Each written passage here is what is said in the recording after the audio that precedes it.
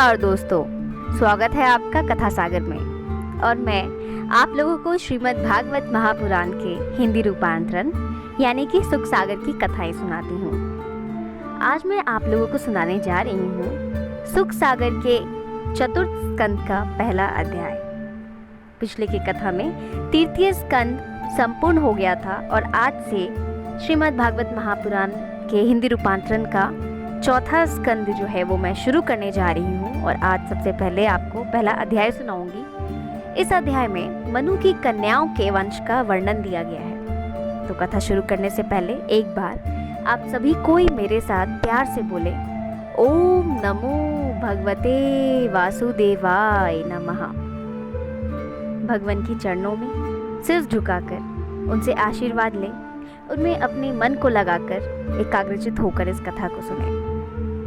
तब मैत्री जी विदुर जी से संवाद कर रहे हैं। विदुर जी सारी बातें मैत्री जी से बोल रहे हैं। तो मैत्री जी बोलते हैं विदुर जी से, हे कुरुश्रेष्ठ साधु पुरुष विदुर जी, अब मैं तुम्हें स्वयंभुव मनु की सतरूपा नामक स्त्री से उत्पन्न कन्याओं सहित उनका वंश विस्तार सुनाता हूँ। इसको तुम ध्यान देकर सुनो।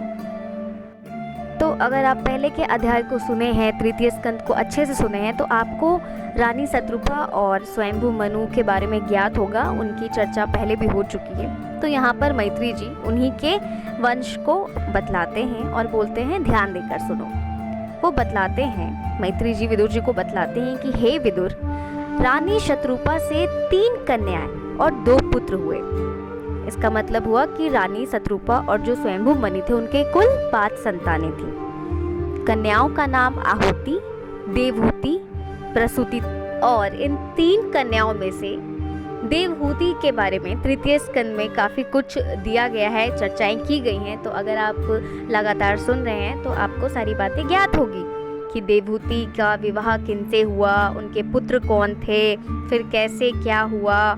तो ये सारी अच्छे से वृतांत जो है वो बताई गई है तृतीय स्कंद में। अगर आप नहीं सुने हैं तो सुन लें। तो ये तो बात हुई उनके 3 पुत्रियों की, जिनमें आहुति, देवहूति और प्रसूति हैं। अब 2 पुत्र थे और पुत्रों का नाम प्रियव्रत और उत्तानपाद था। ये 2 पुत्र थे।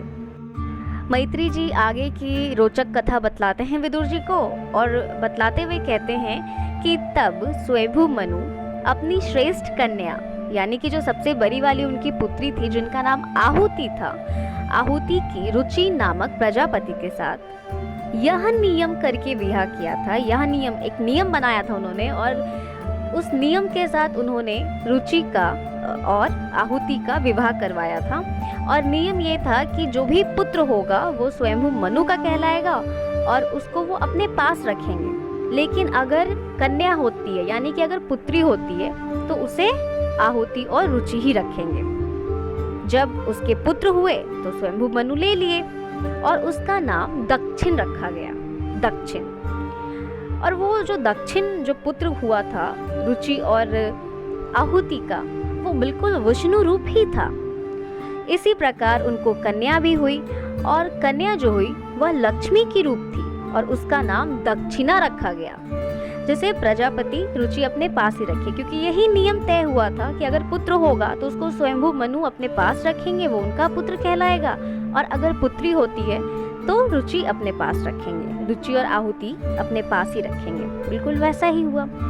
फिर विष्णु जी की कृपा से उस दक्षिणा नामक स्त्री से 12 पुत्र उत्पन्न हुए। वो दक्षिणा रुचि की बेटी थी, रुचि और आहुति की बेटी थी, आहुति की पुत्री थी। और उस दक्षिणा जो थी पुत्री, उनकी 12 संतानें उत्पन्न हुई, 12 पुत्र उत्पन्न हुए। वो 12 पुत्र के नाम मैं आपको बता रही हूँ। वो है तोष, प्रतोष, संतोष, भद्र, शांति, इद्धम, कवि, विभु, स्वयं, सुदेव, इडस्पति। तो दक्षिणा के यही 12 पुत्र थे।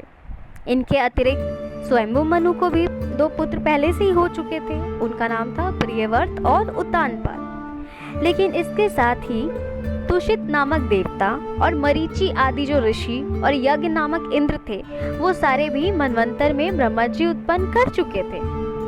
फिर तो प्रियव्रत और उत्तानपाद के पुत्र पौत्रों और नाती लोगों ने मनवंतर का पालन किया। स्वयंभू मनु ने अपनी तीसरी कन्या जो प्रसूति जिनका नाम था, उनका विवाह प्रजापति दक्ष के साथ करवाया। तो एक बार फिर से मैं आप लोगों को स्वयंभू मनु और शत्रुपा के संतान के बारे में बतला दूं। उनके 5 संतान थे, जिनमें 3 पुत्रियां थी। सबसे पहली जो पुत्री थी उनकी, जो सबसे श्रेष्ठ पुत्री थी, बड़ी पुत्री थी, उनका नाम आहुति था और उनका विवाह प्रजापति रुचि के साथ करवाया जाता है। और विवाह चूंकि नियम के अनुसार होता है, उस नियम के अनुसार ये होता है कि जो पुत्र होगा उसको स्वयंभू मनु अपने पास रखेंगे और पुत्री जो होगी वो आहुति और रुचि के पास ही रहेगी। तो आहुति और रुचि के जो पुत्र थे वो थे दक्षिण और पुत्री दक्षिणा थी। दक्षिणा को फिर 12 पुत्र होते हैं, जिनके नाम मैं आपको पहले बता चुकी हूँ। फिर बात आती है देवहूति की। देवहूति का विवाह कदर मुनि के साथ होता है और उनकी 9 पुत्रियां होती और 1 पुत्र होते हैं। जो पुत्र होते हैं उनका नाम है कपिल देव, जो कि विष्णु भगवान के अवतार हैं। और उनके बाद हम यहाँ पर अब जानेंगे प्रसूति के बारे में, जिनका विवाह दक्ष के साथ होता है। जब दक्ष जी और प्रसूति का विवाह होता है तो उससे बहुत ही बड़ी सृष्टि उत्पन्न होती है। इस अध्याय में कर्दम जी के चर्चा की गई है एक बार फिर से। और कर्दम जी देवहूति के पति हैं। देवहूति जो है वो शत्रुपा और स्वयंभू मनु की पुत्री हैं। तो कर्दम जी की 9 कन्याएं होती हैं, जिसकी चर्चा पहले भी की जा चुकी है। अगर आप पहले के अध्याय को देखे हैं, तृतीय स्कंद को अच्छे से देखे हैं, तो आपको ज्ञात होगा, आपको पता होगा कि वो 9 कन्याएं कौन हैं और कैसे क्या चीज़ें हुई हैं। और अगर आप नहीं देखे हैं, आपको ज्ञात नहीं है, आपको कुछ भी नहीं पता है, तो आप एक बार तृतीय स्कंद के 23वें अध्याय को जरूर सुन ले, जिससे क्या होगा, आपको सारी बातें अच्छे से समझ में आ जाएगी। तो यहाँ पर इस अध्याय में ये बतलाया गया है कि कर्दम जी की जो 9 कन्याएं हैं, उन 9 कन्याओं का जो विवाह है वो मरीचि आदि महर्षियों के साथ होता है। तो जो उनकी 9 कन्याएं हैं उनमें से एक का नाम है कला, और कला का जो विवाह है वो होता है मरीचि जी के साथ। अब कला और मरीचि के 2 पुत्र होते हैं, कश्यप और पुनर्मान। अब पुनर्मान के कुल 3 संतान होते हैं, जिनमें 2 पुत्र हैं और 1 कन्या है। पुत्रों के नाम है विरज, विश्वक। विरज और विश्वक ये 2 पुत्र होते हैं, और जो उनकी पुत्री होती हैं उनका नाम होता है देवकुल्या। और यही देवकुल्या आगे चलकर श्री विष्णु जी का चरण धोने के कारण गंगा नामक नदी हुई है। कला के बाद अनसुईया के बारे में बताया गया है, और अनसुईया भी कर्दम जी की 9 कन्याओं में से एक है। तो अनसुईया का विवाह अत्रि के साथ होता है, और इन दोनों से विष्णु, शिव और ब्रह्मा के अंश दत्तात्रेय, दुर्वासा और चंद्रमा नामक 3 पुत्र उत्पन्न होते हैं। तो अनसुईया और अत्रि के 3 पुत्र हैं, वो हैं दत्तात्रेय, दुर्वासा और चंद्रमा। तो ये सारी बातें मैत्री जी विदुर जी को बतलाते हैं। सबसे पहले वो आहुति के बारे में बताते हैं कि आहुति का विवाह कैसे हुआ, फिर उसके बाद वो देवहूति के बारे में भी बतलाते हैं। देवहूति के बारे में चूंकि तृतीय स्कंद में काफ़ी अच्छे से चर्चा हो चुका है, तो यहाँ पर उनकी पुत्रियों के बारे में, पुत्रियों के वंशज के बारे में थोड़ा सा चर्चा करते हैं। और उसके बाद वो प्रजापति दक्ष के बारे में बताते हैं, जो उनकी तीसरी कन्या से विवाहित किए गए हैं। उसके बाद विदुर जी पूछते हैं मैत्री जी से कि हे मुनीश्वर, ये ब्रह्मा, विष्णु और महेश किस इच्छा से आकर यहाँ जन्मे, क्योंकि ये तीनों तो देवताओं में श्रेष्ठ और संसार के उत्पत्ति, पालन और संहार के कारण रूप हैं। तब मैत्री जी विदुर जी को उत्तर देते हैं और कहते हैं कि हे विदुर जी, अत्रि जी बड़े ब्रह्मावेत्ता थे। ब्रह्मावेत्ता का अर्थ होता है ब्रह्मा को समझने वाला। तो अत्रि जी बहुत ही अच्छे से ब्रह्मा को समझते थे, और उन्होंने अपने तपोबल से भगवान के समान ही एक पुत्र की याचना की थी। तब तीनों देवता अपने अपने चिन्हों से युक्त बैल, हंस और गरुड़, शिव जी के बैल हैं, ब्रह्मा जी के हंस और विष्णु जी के गरुड़, इन पे बैठकर उनके तप स्थान पर पहुंच गए। तब मुनीश्वर अत्रि जो थे उनकी बहुत बड़ी स्तुति की, तीनों देवताओं की बहुत बड़ी स्तुति की। तो इससे क्या हुआ, जो 3 देवता थे शिव, ब्रह्मा और विष्णु, वो तीनों बहुत प्रसन्न हो गए, उन पे बहुत खुश हो गए, और उनको बोले कि हम तीनों एक ओमकार से ही प्रकट हुए हैं और हम में कोई भेद नहीं है। आपकी तपस्या से प्रसन्न होकर हम आपको ये वर देते हैं कि निकट भविष्य में ही हम आपके पुत्र कहलाकर संसार में प्रसिद्ध होंगे, आपके यश को बढ़ाएंगे। ऐसा कहकर तीनों देवता अपने अपने लोक को चले गए और अत्रि और अनसुईया ये दोनों बड़ी देर तक उनकी ओर देखते रहे। फिर उसी वरदान के प्रभाव से ब्रह्मा के अंश से चंद्रमा उत्पन्न हुए, विष्णु जी के अंश से दत्तात्रेय उत्पन्न हुए, महादेव यानी कि शिव जी के अंश से दुर्वासा ऋषि उत्पन्न हुए। तो अभी तक हम कला के पुत्रों के बारे में जाने, अनसुईया के पुत्रों के बारे में जाने। अब कर्दम जी की जो तीसरी पुत्री है श्रद्धा, श्रद्धा का विवाह होता है अंगिरा के साथ और श्रद्धा और अंगिरा की 4 कन्याएं हुई जिनका नाम है सिनीवाली, कुहू, राका और अनुमति। तो ये 4 कन्याओं के साथ साथ उनके 2 पुत्र भी हुए, उतथ्य और बृहस्पति। ये 2 पुत्र थे, अंगिरा और उनकी जो स्त्री थी श्रद्धा, उनके। इस अध्याय में अभी तक हमने कर्दम जी की पुत्री कला, अनसुईया, श्रद्धा के बारे में जाना और अब चर्चा की जा रही है उनकी चौथी पुत्री हविभुर्व के बारे में, जिनका विवाह पुल सत्य जी के साथ होता है और उनके 2 पुत्र होते हैं, अगस्त्य जी और विश्रवा जी। अगस्त्य जी को दूसरे जन्म में जटराग्नि का रूप मिला और विश्रवा ने 2 विवाह किए, जिनमें इडविडा के गर्भ से कुबेर और केशिनी ने रावण, कुंभकर्ण और विभीषण को जन्म दिया। अब बात आती है कर्दम जी के 5वें पुत्री का, जिनका नाम है गति। तो गति का विवाह पुलह जी के साथ होता है और महर्षि पुलह के 3 पुत्र होते हैं, कर्मश्रेष्ठ, वरियान और सहिष्णु। ये 3 पुत्र होते हैं। अब बात करते हैं कर्दम जी की छठी पुत्री के बारे में, जिनका नाम है क्रिया। तो क्रिया का विवाह कर्तु के साथ होता है और इनके सहयोग से 60,000 ऋषि उत्पन्न होते हैं। अब बात करते हैं कर्दम जी की 7वीं पुत्री के बारे में, जिनका नाम है अरुंधति और उनका विवाह वशिष्ठ जी के साथ होता है। वशिष्ठ जी का विवाह सिर्फ अरुंधति के साथ ही नहीं बल्कि उनकी 2 पत्नियां थी, जिनमें अरुंधति के गर्भ से चित्रकेतु आदि 7 ऋषि पैदा हुए और जो दूसरी पत्नी थी उन्होंने शक्ति आदि कितनी ही संतानों को जन्म दिया। इसके बाद इस अध्याय में कर्दम जी की 8वीं पुत्री, जिनका नाम शांति है, उनके बारे में चर्चा किया गया है और उनका विवाह जो है अथर्वन मुनि के साथ होता है। उनका जो पुत्र है वो है मुनि दधीचि और उनका जो सर है, दधीचि मुनि का जो सर है बिल्कुल घोड़े सा सर है, वो एक महात्यागी मुनि है और उनको अश्वशिरा भी कहते हैं।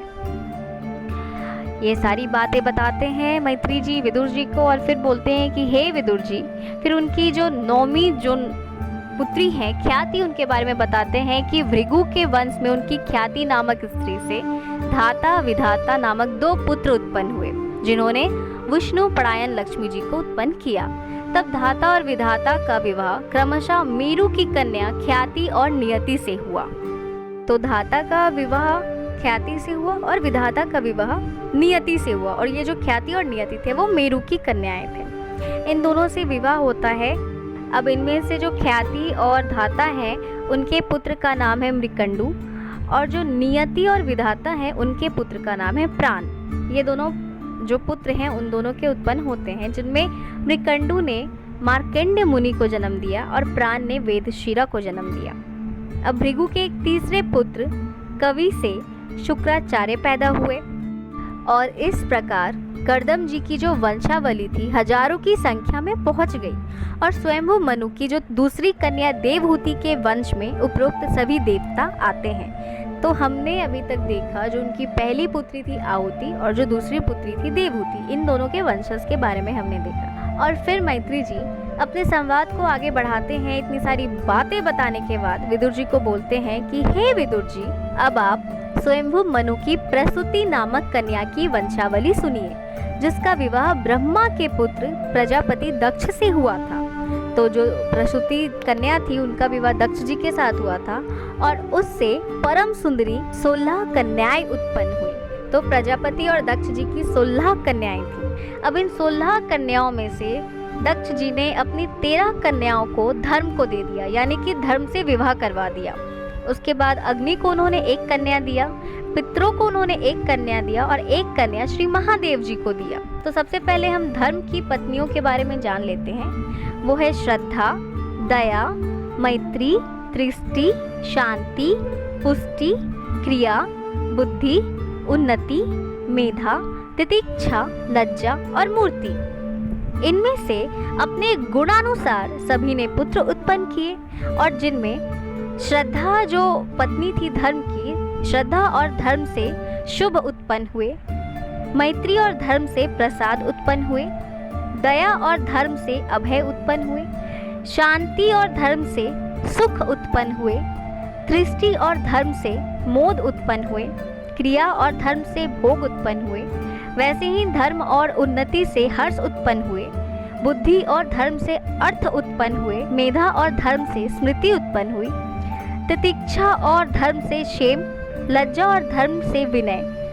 और इन सारे जो थे वो धर्म और उनकी 13 पत्नियों के संतान थे। इसके बाद दक्ष की जो दूसरी स्त्री थी, दक्ष की 2 स्त्री थी, एक तो प्रसूति थी और दूसरी भूति थी। भूति से नर नारायण का जन्म हुआ, जिससे संसार में आनंद छा गया। और इस अवसर पर देवताओं ने नर नारायण भगवान की बड़ी स्तुति की, और उनकी विनय सुनकर भगवान वहां से उठ गंधमादन पर्वत की ओर चले गए, जहां जाकर वे ही नारायण पृथ्वी का भार हरण करने के लिए यदुकुल में श्री कृष्ण तथा कुरुवंश में अर्जुन नाम से उत्पन्न हुए। तो दक्ष जी की 2 पत्नियां थीं, एक थी प्रसूति और दूसरी थी भूति। प्रसूति से उन्हें 16 कन्याएं उत्पन्न होती हैं, जिनमें 13 कन्याओं का विवाह वो धर्म के साथ कर देते हैं, और जो बाकी की 3 कन्याएं हैं उनमें से एक का विवाह वो अग्नि के साथ करते हैं। तो जिनका विवाह अग्नि के साथ होता है उनका नाम है स्वाहा। स्वाहा और अग्नि के 2 पुत्र होते हैं, पावक और पवमान, जिनमें पवमान तथा सुचि से हव्य भोगी और यज्ञाभिमानी देवतागण उत्पन्न होते हैं। फिर इन तीनों अग्नि रूप पुत्रों ने 45 अग्नि रूप पुत्र उत्पन्न किए, जिनके तीनों पिता और एक पितामह। 45 अग्नियां कुल 49 प्रकार की अग्नियां उत्पन्न हुई। वैदिक यज्ञ में इन्हीं 49 की पूजा होती है। इस प्रकार से साग्निक और निरग्निक नामक पितर हैं, और इन्हीं को संतुष्ट करने के लिए श्राद्ध किया जाता है। इसके पश्चात दक्ष ने अपनी स्वधा नामक कन्या को इन्हीं पितरों से विवाह दिया। तो हमने पहले देखा जो उनकी 13 पुत्रियां थी उनका विवाह धर्म के साथ होता है, उसके बाद अग्नि के साथ स्वाहा का विवाह होता है, और पितरों के साथ स्वधा का विवाह होता है। और स्वधा से 2 पुत्रियां उत्पन्न होती हैं, जिनका नाम है यमुना और धारिणी। ये 2 पुत्रियां जो हैं बहुत ही ज्ञान उक्त कन्याएं उत्पन्न होती हैं। के बाद मैत्री जी विदुर जी को बोलते हैं कि अब सती जी का वृतांत सुनो, जो शिव जी से ब्याही गई थी। इन्होंने अपने पति श्री महादेव जी की बड़ी सेवा की थी, किंतु इस पर भी इन्हें कोई पुत्र ना उत्पन्न हुआ, और बिना अपराध ही दक्ष के यज्ञ में क्रोधवश अपना शरीर त्याग कर बैठी। इसी के साथ चतुर्थ स्कंद का पहला अध्याय यहीं पर संपूर्ण होता है। तो सब कोई मेरे साथ एक बार बोले, ओम नमो भगवते वासुदेवाय नमः। उम्मीद है कि आज का अध्याय आप लोगों के लिए काफ़ी रोचक रहा होगा, काफ़ी ज्ञानवर्धक बातें आप लोगों को मिली होंगी और आपके ज्ञान को और ज़्यादा बढ़ाई होंगी। तो सबसे पहले मैं यही कहूँगी कि अगर आप इस सारी बातों को अपने तक सीमित करके रखेंगे तो वो बिल्कुल ही गलत होगा, और सारी बातों को सारे लोगों को जानने का हक है। तो अपने धर्म की बातों को बढ़ाएं, लोगों तक पहुँचाएं, लोगों को बतलाएं। और ये जो अध्याय है मुझे काफ़ी रोचक लग रहा है। सिर्फ ये अध्याय नहीं बल्कि ये स्कंद अपने आप में बहुत ही रोचक स्कंद है। तो इसकी सारी कथाओं को आप ध्यानपूर्वक सुने, यही मेरी आपसे विनती है। और अगर अभी तक आप कथा सागर के परिवार से नहीं जुड़े हैं तो जुड़ जाएं कथा सागर के परिवार से, और चैनल को कर दे सब्सक्राइब, हिट करें बेल आइकन। तो अगर आप इस अध्याय को बहुत ही ध्यानपूर्वक सुने हैं तो आप मुझे ये बताइए कि दक्षिणा के कितने पुत्र थे, और दक्षिणा किनकी पुत्री थी? रावण की माँ का क्या नाम था? वो किनकी पत्नी थी? और प्रसूति और दक्ष की जो 16 कन्याएं थी उनका विवाह कैसे कैसे होता है, किनसे होता है। तो अगर आप ध्यान से सुने हैं, एकाग्रचित होकर इस सारी कथा, इस सारी अध्याय को आप सुने हैं, तो मुझे कमेंट में आप जरूर बताएं। साथ ही साथ अगर आपको कोई चीज़ नहीं समझ में आई है तो आप वो भी मुझे कमेंट सेक्शन में पूछ सकते हैं, या फिर आपको कोई और कथा या फिर किसी और चीज़ की जानकारी चाहिए तो आप बेशक मुझे आराम से कमेंट में पूछ सकते हैं। अब मैं लेती हूँ आप लोगों से विदा। जल्द मिलूंगी एक नए रोचक अध्याय के साथ, यानी कि चतुर्थ स्कंद के दूसरे अध्याय के साथ, जिसमें प्रजापति दक्ष के यज्ञ में शंकर जी से विद्वेष का कारण हमें ज्ञात होगा। तो आप बने रहिए कथा सागर के परिवार के साथ, और तब तक के लिए हंसते रहिए, खुश रहिए, मिलजुल कर रहिए, एक साथ रहिए और भगवान में अपने मन को लगा कर रखिए, भगवान में लीन होकर रहिए। भगवान आप सभी की मनोकामनाओं को पूर्ण करें। ओम शांति शांति शांति।